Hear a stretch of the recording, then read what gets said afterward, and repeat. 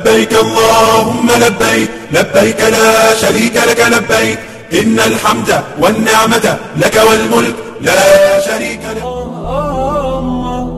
ما لنا مولى سوى.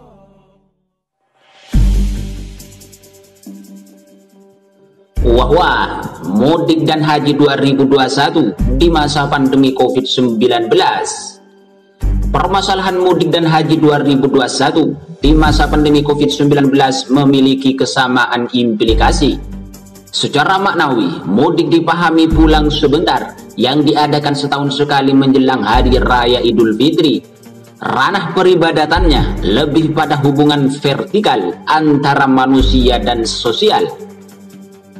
Sedangkan haji, pulang sebentar pada ranah hubungan horizontal dengan Allah Subhanahu wa Ta'ala, yaitu pergi haji ke Baitullah. Keduanya memiliki keutamaannya masing-masing yang memiliki nilai spiritual yang tidak sedikit. Keutamaan mudik: pertama, mengukuhkan tali silaturahmi dengan keluarga, tetangga, dan warga di kampung halaman. Kedua, terdapat nuansa membersihkan kemelut dan konflik jiwa yang selama ini dilakukan ketika bekerja dan berkehidupan di kota-kota besar. Jika masyarakat kota cenderung lebih individualis, sedangkan masyarakat di kampung cenderung bergumun, standar ta'awunnya atau tolong-menolong dan saling membantunya cukup tinggi. Ketiga, mentadabburi diri atas asal-usul kita, asal kita dari mana dan bagaimana yang seharusnya dilakukan. Sedangkan keutamaan haji: pertama, melaksanakan rukun Islam yang kelima, yaitu melaksanakan ibadah haji ke Baitullah bagi yang mampu. Kedua, mendekatkan diri dan menyerahkan diri sepenuhnya kepada Allah Subhanahu wa Ta'ala sebagaimana manasik yang bersifat tawakuf, ketaatan penuh. Ketiga, sebagai pengintrospeksi diri atau perjalanan hidup yang dijalaninya, apakah sudah sesuai dengan pedoman agama atau tidak.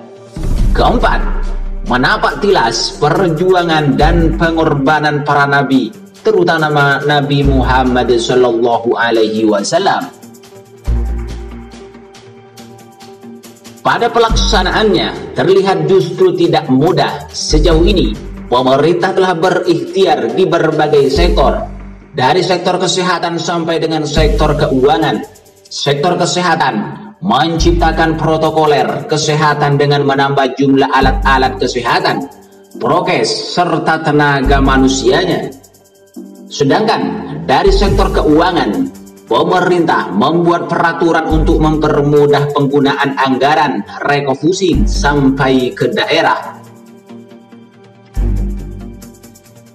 Kedua sektor ini telah diputuskan melalui keputusan menteri maupun keputusan presiden.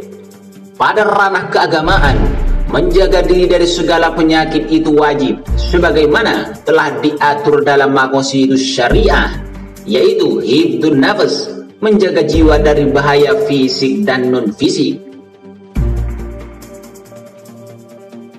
Akan tetapi, bagaimana dengan permasalahan mudik yang sedang menjadi kebiasaan atau tradisi masyarakat Indonesia?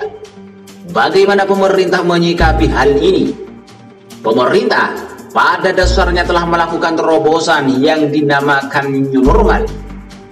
Tema New Normal ini menjadi bentuk jawaban formal serta sikap negara dan bangsa dalam menghadapi penyebaran virus pandemi COVID-19 yang sulit dibendung dengan prokes yang ada, dan pada sisi lain sebagai bentuk perubahan nilai yang telah terjadi. Melalui New Normal, kelakuan sikap masyarakat terhadap sesuatu yang baru bisa dapat dicairkan dengan baik, sehingga masyarakat dapat terhindar dari penyebaran pandemi COVID-19. Kendati pun pelaksanaannya tidak mudah, selain karena memerlukan anggaran yang sangat besar, selain itu juga seberapa tinggi standar kesadaran masyarakat atas peraturan dan nilai-nilai baru tersebut. Kemudian, Setelah peraturan larangan mudik dilaksanakan, muncul kebijakan yang menurut sebagian masyarakat tidak adil. Kenapa mudik dilarang sedangkan objek wisata dibuka? Setiap negara di dunia saya kira memiliki rencana yang matang, termasuk rencana negara melakukan pelarangan mudik atau membuka objek wisata di masa pandemi COVID-19.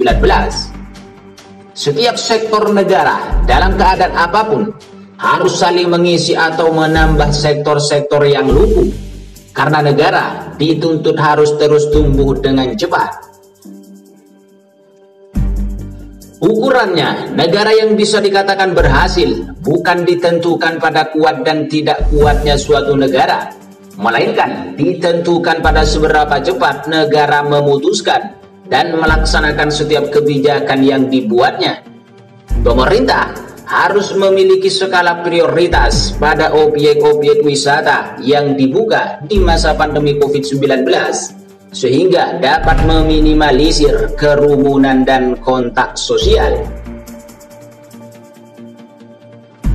Pelaksanaan ibadah haji 2021 baru bisa dilaksanakan setelah datang pengumuman pembukaan ibadah haji dan umroh dari pemerintah Arab Saudi. Pelaksanaan protokoler kesehatan secara tidak langsung dapat menentukan pelaksanaan ibadah haji tahun 2021, karena jika muncul masalah tersebut selain dapat didiskualifikasi, selain itu juga dapat merenggangkan hubungan kedua negara antara Indonesia dengan Arab Saudi. Saya kira teridentifikasi negatif virus pandemi COVID-19 jemaah Indonesia pada tahun 2020 harus menjadi pelajaran betapa pelaksanaan pelayanan ibadah haji dan umroh harus disesuaikan dengan pedoman kesehatan baik yang berlaku di negara Indonesia maupun juga di Arab Saudi. Pelaksanaan perjalanan haji dan umroh harus diatur dengan pelaksanaan ketentuan new normal. Begitu juga dengan dana jemaah haji tahun 2020 sampai 2021 yang belum digunakan seiring belum dibukanya aktivitas ibadah haji 2021 oleh pemerintah Arab Saudi harus dikelola dengan baik. Karena walau bagaimanapun juga Arab Saudi adalah tuan rumah dari dua kota suci umat Islam, Makkah dan Madinah.